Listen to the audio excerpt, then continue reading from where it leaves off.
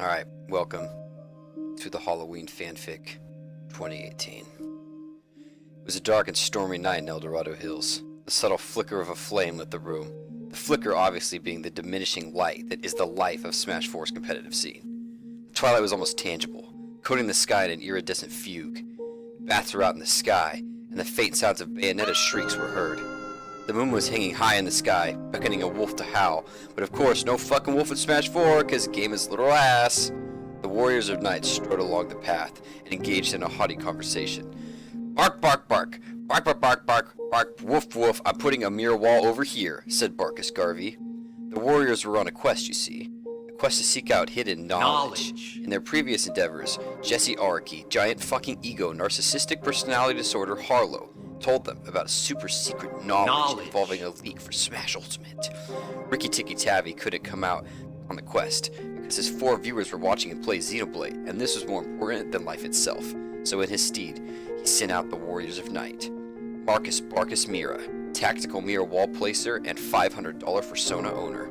Legit twice as nice Russell. Still fucking mains Diddy and listens to K-pop daily. Lath lifts more than Jesse's ego weighs Thompson. Pioneer of the word retard as an insult, and hardest drinking anchor in the land.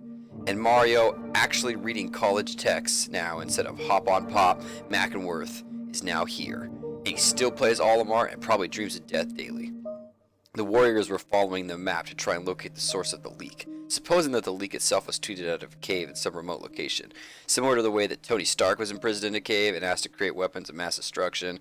Instead, he made an arc reactor, kind of like that, except instead of making an arc reactor, he made a leak. Anyway, that's what the fuck they're looking for.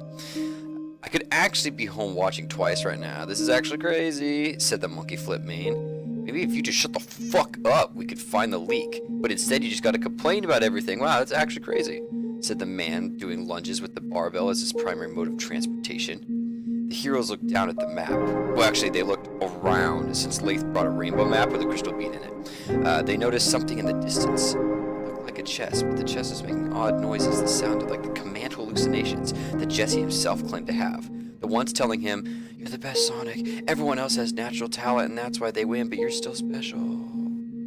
Did you know that the black pepper sauce from Popeyes is actually godlike? Mario said while going to the gym for the 4th time today to try and prove he wasn't the scrawny piece of shit he used to be.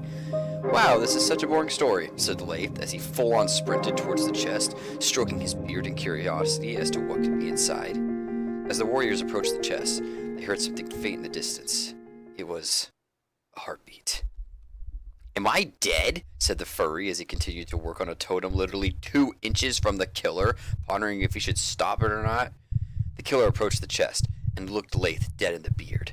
Speaking of which, Deadbeard is a super boss in the first Golden Sun. Hashtag coincidence, hashtag Isaac and Smash.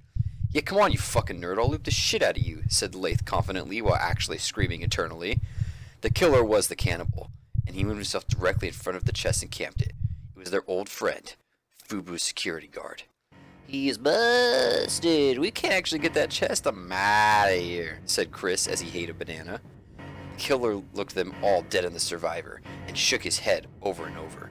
It seemed a lost cause. Sakurai had sent his best man to guard the knowledge and made sure no one could obtain it. Just as hope seemed lost, a magnificent voice shone through the darkness. A voice so pure and charismatic, it could only be heard on commentary for Smash tournaments. Who the fuck spills shit on my carpet? It was G-Nick, maker of dreams, and hoster of literally every lit party since 2016.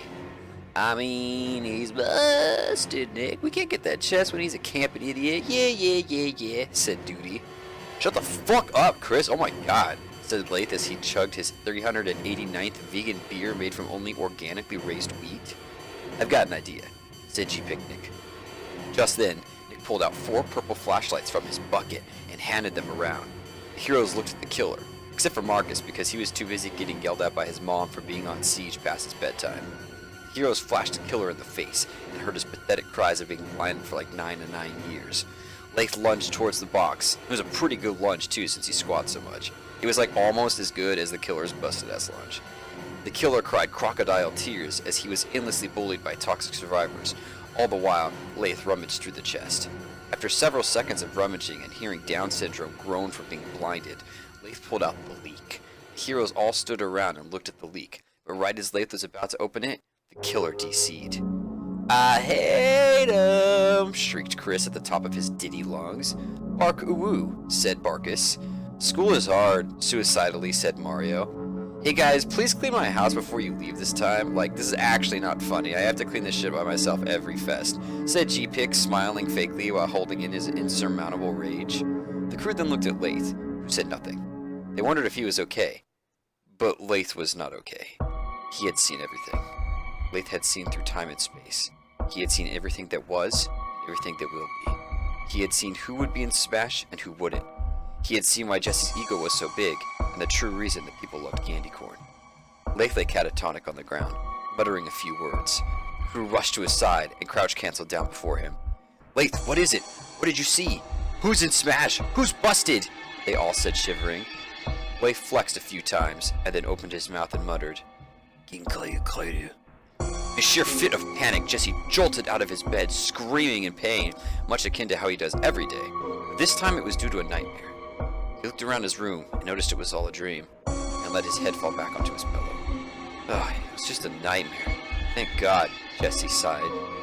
Jesse smiled and turned over to go back to sleep, when he noticed something odd. At the foot of his bed was his Switch where he had left it last night, and to the right of it was a case. Jesse began to sweat. It was a game case for Smash Ultimate, and as Jesse checked his phone, it was December 29th. He began to shiver in a cold sweat, and in his ears rang the words, "Ginkayu." Happy Halloween.